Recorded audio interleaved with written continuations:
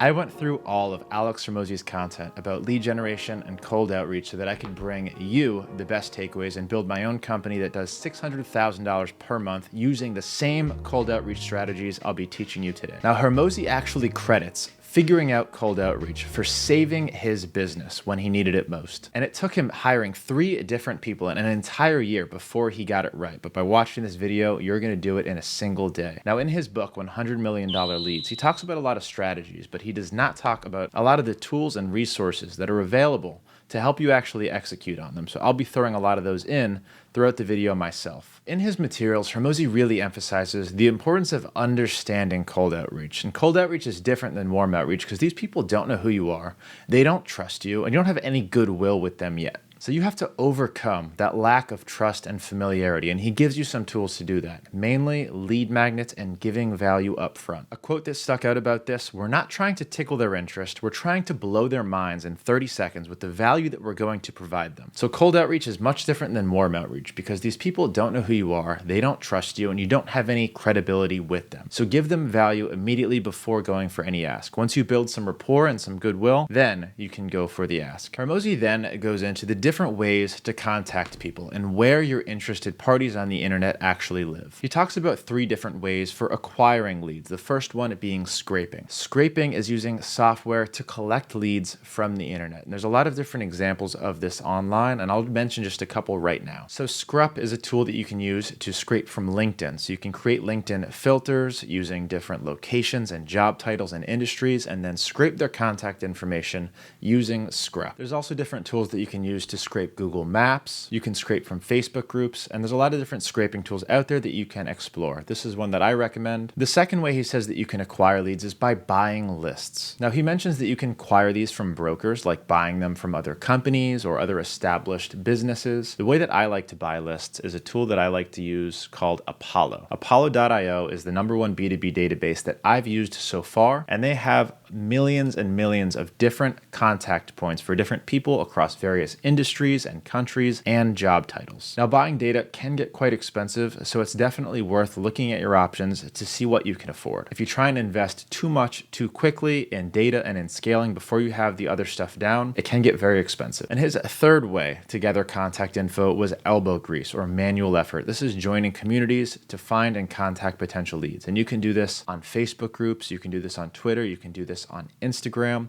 A lot of people do have public information, especially on Instagram and Twitter and LinkedIn. You can go to these platforms and find them yourself personally. This is obviously the cheapest way to do it, and he talks about leverage all the time. So if you have a lot of time to leverage, you might want to consider elbow grease. If you have a lot of money to leverage, you might want to consider buying a quality B2B database like Apollo.io. He talks about leads in comparison to fishing, where concentrated groups of different interested leads are concentrated in these different ponds, and you need to know what bait to use to attract those different types of leads. Alex Hormozi also really emphasizes personalization and value in cold outreach. One important quote about this is, personalize and then give big value fast. The idea is to make the cold outreach feel like a warm outreach. Now, personalization can take a lot of different forms. Now, a lot of people just think about including variables in their cold emails, like, hey, first name, I'd love to help company with X, Y, and Z. Now, in the modern days, this is not good enough. So I'm going to show you some ways that I personalize my emails using AI to do this in mass and very affordably and very quickly. Now, in regards to personalization, Hormozi says this is kind of like writing a sales letter. It's the last sales letter that you'll ever write to secure your financial future. How would you write that letter? You're going to personalize the crap out of it. You're going to know everything that you need to know about the person that you're writing that to and include as much relevant information about that person as you can. Now, here's some little tricks that I use to personalize my cold emails using the most up-to-date technology that he does not talk about in his content. So Instantly.ai is the outreach platform that I use, and it's my recommended one. It's going to be linked down below if you want to give it a free trial. So within this lead section, there's this little brain AI prompts, and I've actually created a lot of my own prompts that you can use. They're publicly available, and this is one that I use a lot. It's one of the most popular ones on the platform. Find competitor. So this one will actually look look at their company name and look at their industry and look at their city, and it'll identify one of their core competitors. If you can call out one of their core competitors in a call, in a text, in an email, that is going to take you leaps and bounds away from your competition. It's going to make you stand out. It's going to get the click, and it's going to make them think that you actually did the due diligence to put the effort into that outreach. Some other personalizations that I've created using these AI prompts are finding the pain point in their industry. So if you're not personalizing campaigns for different industries, like a cold email campaign for design companies, a cold email campaign for automotive companies. If you're just lumping them all together because maybe you're a Facebook ads agency and you sell to everyone, you can use this to personalize that email. I also created this first line using the SEO description. So this is a really interesting way to personalize the first sentence of an email. It's the first thing that they'll see once it hits their inbox, and it'll increase the likelihood that it will get answered. Hormozi also highly emphasizes simplicity in communication. In fact, one of the things that he says in his book is, I got a 50% response bump in email. All I did is I rewrote all of our templates in below third grade reading level. And I've found this to be extremely true for my own outreach. The more complicated the language, the worse your emails will perform. People don't want to spend a lot of brain power going through a cold email, somebody that they don't even know yet. They have nothing invested in your email. So keep it as short and as simple as you possibly can to optimize your level of success. One little trick to make an email even shorter and simpler is to run it through ChatGPT and tell it to make this email as short as possible and as simple as possible without losing its core value. This will give you a result that I think you're going to like. Hormozi also talks about the importance of follow-ups in the cold outreach campaigns. In fact, he emphasizes following up multiple times and in various different ways. So what does this mean? It means you have to follow up with the same person at more than one touch point. I recommend about 5 or 6 touch points across multiple channels. So multi-channel or omni-channel marketing means if you're emailing someone, it might be good not just to email them, but to send them a second touch point on LinkedIn, to send them a voicemail drop, to send them an SMS. This omni-channel outreach strategy will increase the likelihood that that person will see you on one of those platforms and reply to them, but also feel like they're familiar with you because they already saw you on email, because they already saw you on LinkedIn. They'll be more likely to give you a call back if you leave them a voicemail. Here's a quote from Alex Hormozi regarding follow-ups. If you contact someone multiple times, then you show that you are serious. Curiosity increases because they fear they're missing out. So it's important in your outreach to stay persistent. Don't do a simple 2 or 3 reminder sequence. Give them value over and over again. Hit them on multiple channels and leverage technology and automation to help you do this. There's a lot of really cool technology that exists right now, including Zapier, where you can connect multiple platforms. You can connect instantly with an SMS tool. You can connect your Go High Level with voicemail drops to a LinkedIn automation tool. There's a lot of really great technologies that make it very accessible. And if you're interested in learning more about those, you have to join my course where I teach all of this. The link is going to be down in the description, where I go through setting up these different omni-channel sequences, these automations, everything that you're going to need to know. And in line with the omni-channel outreach, he talks a lot about an effective voicemail strategy. Now, this was really effective for him in making cold outreach work. And he doesn't talk about this a lot publicly. I actually found this as a golden nugget in one of his pieces of content. But the tool that he uses for his voicemail drops and his automated phone outreach is called phoneburner.com. It's a really effective tool. We actually use it in our own company. Highly recommend checking it out, but this is exactly what he uses. Now, he says that the script with cold calling is everything. So you really need to focus on that script. If you mention a known client or a known competitor in that voicemail or in that cold call, you're going to have a much bigger success rate. Now, with all of the follow-ups and omni-channel, multi-channel outreach that he's suggesting that you do in order to be successful, you also need to be cognizant and aware that you're not overbearing somebody, you're not harassing somebody, and if they tell you to stop, you need to stop. Now, obviously, the most effective cold email is one where you research the person that you're sending that email to, and you write an email or do a video or do a call directly to that person with all of their information in mind. You already know about their company, their industry, and you're just sending a direct email to them. But obviously, this isn't very easy to scale. You can only get so many of those out per day. So he recommends leveraging technology and automation to scale this up as much as you can without sacrificing too much of the personalization. And this is where I recommend using Instantly to build sequences that will do this on autopilot for you while still bringing in personalization elements like their industry, their competitor, and you can schedule these out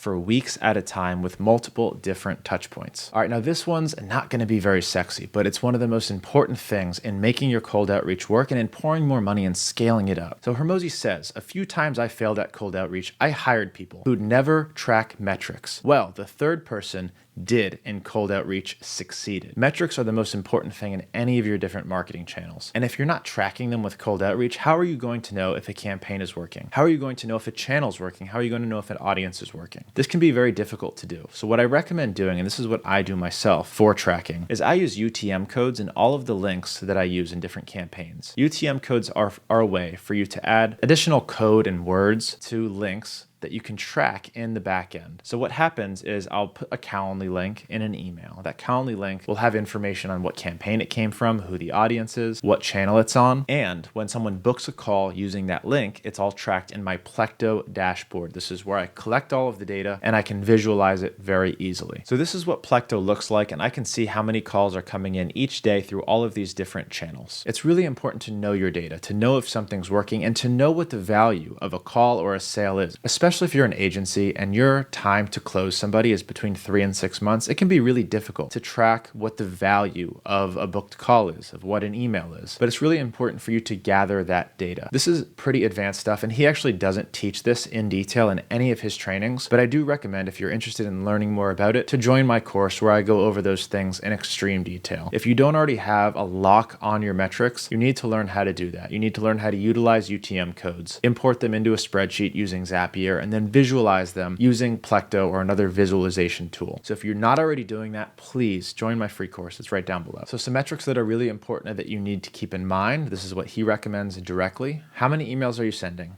How many emails does it take you to book a call? How many of those calls does it take for you to make a sale? How much is that sale worth? How much is that call worth? By knowing your metrics, you can easily say, okay, this is profitable, or okay, it's not, or this campaign's profitable and this one's not. And then you can take the next step in optimizing these campaigns, turning the unsuccessful ones off, and scaling up and doubling down on the campaigns and the channels that are working. For example, in my company, we have an extremely successful cold email machine. This thing sends about 1 million emails per month. Now, we also tried to get cold calling to work at the same degree. We hired an entire team of in-house cold callers. We had 4 people on the phones all day, every day, and it just wasn't very effective. We had a single cold caller who was doing well. And what we found is most of those leads were actually coming in from the voicemails and from the emails. So what we did is we transitioned a lot of that to voicemail drops and just double down on the email, which is what we know is working. If we didn't know the difference between who is coming in from emails, who is coming in from voicemail callbacks, and who is coming in from live calls, we wouldn't have been able to make those decisions. So dial in your metrics and you'll be able to make much easier decisions much more quickly. Now, clearly Hormozi is a master of lead generation. Now, he doesn't give too many of his technical secrets away, so we dissected as much as we possibly could